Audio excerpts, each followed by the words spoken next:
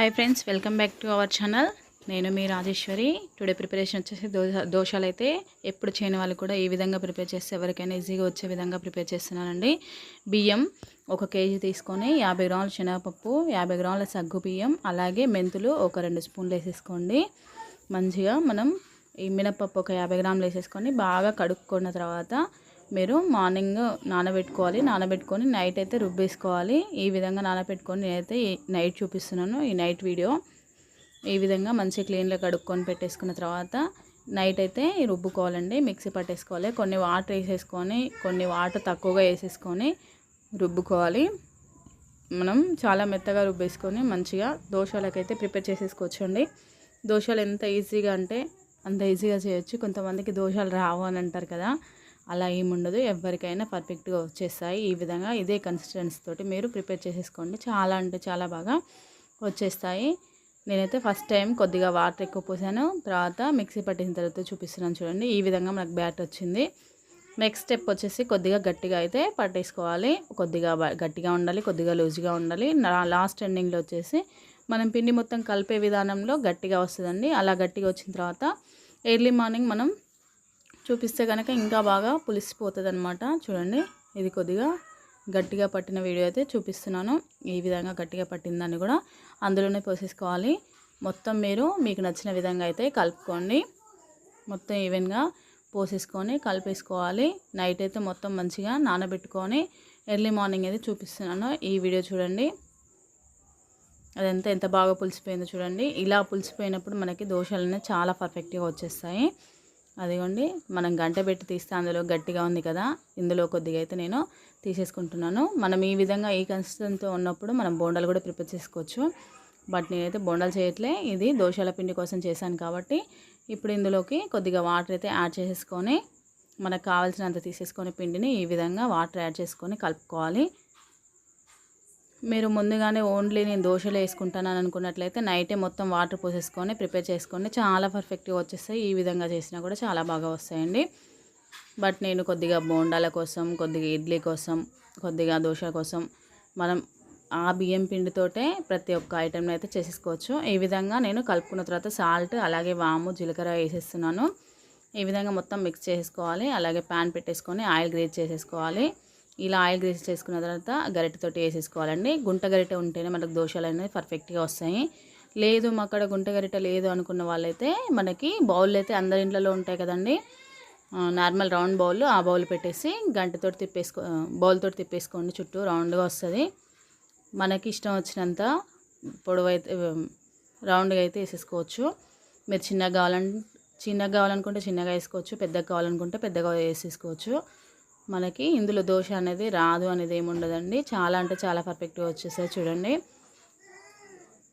గరిటెతోటి తిప్పుతుంటేనే మనకి చాలా ఈజీగా వచ్చేస్తుంది. ఈ విధంగా అయితే ప్రిపేర్ చేసుకోవచ్చండి. చాలా అంటే చాలా టేస్ట్ ఉంటాయి. ఇది బియ్యం దోశ అనమాట. ఈ వీడియోలో నేనైతే 2 టైప్స్ ఆఫ్ దోశలు చూపించాలనే ఉద్దేశంతో వీడియో అయితే తీసేసాను. ఇది ఫస్ట్ వన్ కదా, next second one. Second one కూడా ఇదే విధంగా ఇదే స్టెప్స్తో వేసేసుకోవాలి. మీరు కావాలనుకుంటే దోశ పిండి మొత్తం మనం దోశలాగా వేసుకున్న తర్వాత పైన మూత పెట్టేసుకొని ప్రిపేర్ చేసుకున్నట్లయితే లోపల మంచిగా ఉడుకుతుంది. ఫస్ట్ ఏమంటారు, ఇది ఫస్ట్ మనం కాల్చే విధానం అనేది మంచిగా రావాలనుకుంటే ఈ విధంగా ప్రిపేర్ చేసేసుకోండి. చూడండి, ఇదైతే గట్టిగా వస్తుంది ఫ్రెండ్స్. మనకి ఏ విధంగా కావాలనుకుంటే ఆ విధంగా దోశలు అయితే ప్రిపేర్ చేసుకోవచ్చు. ఈ విధంగా నేను 2 అయితే చూపించాను. నెక్స్ట్ స్టెప్ వచ్చేసి ఇంకొకటి, అది పెసరపప్పుతోటి దోశ ప్రిపరేషన్ అయితే ప్రిపేర్ చేస్తున్నాను. దోశలు కూడా చాలా అంటే చాలా టేస్ట్ ఉంటాయి. ఈ విధంగా అందరు ప్రిపేర్ చేసేసుకోండి. నెక్స్ట్ స్టెప్ వచ్చేసి ఒక 50 గ్రామ్స్ శనగపప్పు, అలాగే 50 గ్రామ్స్ పెసరపప్పు తీసుకున్నాను. ఇది 50, అది 50 తీసేసుకొని నేను తీసుకున్న బియ్యం క్వాంటిటీ వచ్చేసి ఒక 1/2 కేజీ ఉంటుందండి. ఆ విధంగా మేమైతే మిక్సీ పట్టేసుకున్నాను. నేను ఇది వామ, జీలకర్ర, కారము అన్నీ ఫస్ట్లోనే వేసేసుకొని మిక్సీ పట్టేసుకొని ఈ విధంగా ఇది ఎర్లీ మార్నింగ్ చూపిస్తున్నాను. ఆ విధంగా అలా కన్సిస్టెన్సీ ఉన్నప్పుడు మనం దోశలు అనేది వేసేసుకోవాలి. చాలా అంటే చాలా పర్ఫెక్ట్గా వచ్చేస్తాయి. సాల్ట్ కూడా అందులోనే వేసుకొని రుబ్బుకున్నానండి. ఇప్పుడు ప్రజెంట్ అయితే ఏం వేయట్లే, కాకపోతే బాగా కలుపుకోవాలి. దాన్ని మనం కలుపుకునే విధానం ఉండేది చాలా అంటే చాలా పర్ఫెక్ట్గా వస్తేనే దోశలు అనేది మనకి ఈవెన్గా వస్తాయి. చూడండి, మన దోశ కన్సిస్టెన్సీ వచ్చేసి ఇదే విధంగా ఉండాలి. నెరీ లూజ్గా ఉండొద్దు, నెరీ టైట్గా ఉండొద్దు. అలా ఉంటేనే దోశలు అనేది పర్ఫెక్ట్గా వస్తాయి. మొత్తం ఈ విధంగా బాగా కలుపుకున్నాను చూడండి. నేను నిన్న నైట్ చేసిన పిండి కాబట్టి ఈ విధంగా అయితే కలుపుకుంటున్నాను. ఇప్పుడు దోశలు వేసేసుకుందాం. అందుకోసం ప్యాన్ పెట్టేసుకున్నాను. దీనికి ఆయిల్ అయితే గ్రీస్ చేసేసుకోవాలి. కొద్దిగా ఆయిల్ వేసుకొని మనం చుట్టూ రౌండ్ తిప్పేసుకోవాలి. ఈ విధంగా ఆయిల్ వేసేసుకొని గ్రీస్ చేసేసుకోవాలి. ఈ ఆయిల్ అనేది ఇంకొద్దిగా తక్కువ వేసినా ఏం పర్లేదు, మంచిగానే వస్తాయి. బట్ స్టార్టింగ్ ఫస్ట్ది కాబట్టి కొద్దిగా ఎక్కువ వేసుకొని ఇలా రౌండ్గా చుట్టేసుకోండి.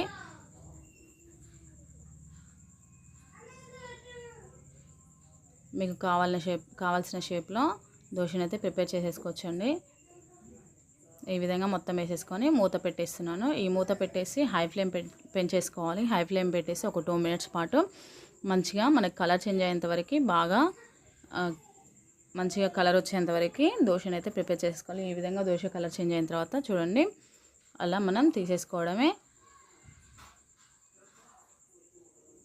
చాలా అంటే చాలా టేస్ట్ ఉంటాయండి ఈ పెసరపప్పు పెసరట్టు అంటాం కదా, పెసరట్టు లేదనుకుంటే పెసర దోశ. శనగపిండి అయితే యూజ్ చేశాను. మీరు కావాలనుకుంటే ఓన్లీ పెసరపప్పుతోటైనా చేసేసుకోవచ్చు. హెల్దీ ఉంటుంది కదా శనగపిండి, పెసరపప్పు, బియ్యం అనేది. అందుకోసం ఈ విధంగా నేను 3 ఇంగ్రీడియంట్స్ తోటి ఈ విధంగా ప్రిపేర్ చేశాను. చూడండి నెక్స్ట్ స్టెప్ కూడా చూపిస్తున్నాను. అదేవిధంగా ఆయిల్ని గ్రీస్ చేసుకొని ఈ విధంగా దోశనైతే వేసేస్తున్నాను. మీరు కొద్దిగా ప్యాను హీట్ అనేది ఎక్కువ అయినట్లయితే వాటర్ చల్లేసుకున్న తర్వాత కొద్దిగా ఆయిల్ గ్రీజ్ చేసేసి ఈ విధంగా దోశ వేసేసుకోండి. నెక్స్ట్ స్టెప్ కూడా అంతే అండి. మూత పెట్టేసుకోవాలి.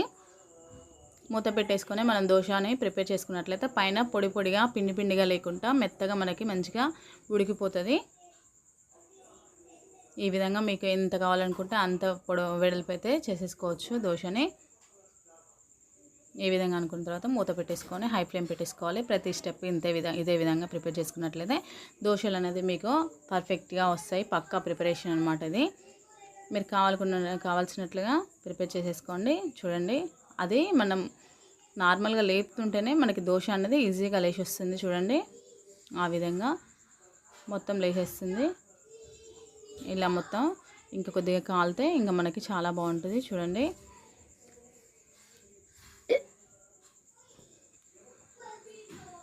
కాలిందంటే మనకి దోశ పైకి లేచి వస్తుంది అనమాట. మనమేం తిప్పనవసరం లేదు, గంట పెట్టి గంటతోటి అననవసరం కూడా లేదు. చూడండి ఏ విధంగా ఈజీగా వచ్చేస్తుందో.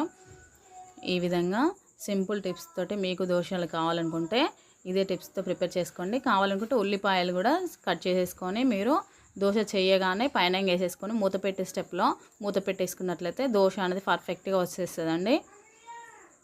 ఇంతే అండి సింపుల్గా మనకు నచ్చినటువంటి పెసరట్టు దోశ. చూడండి చాలా అంటే చాలా టేస్ట్ ఉంది కదా.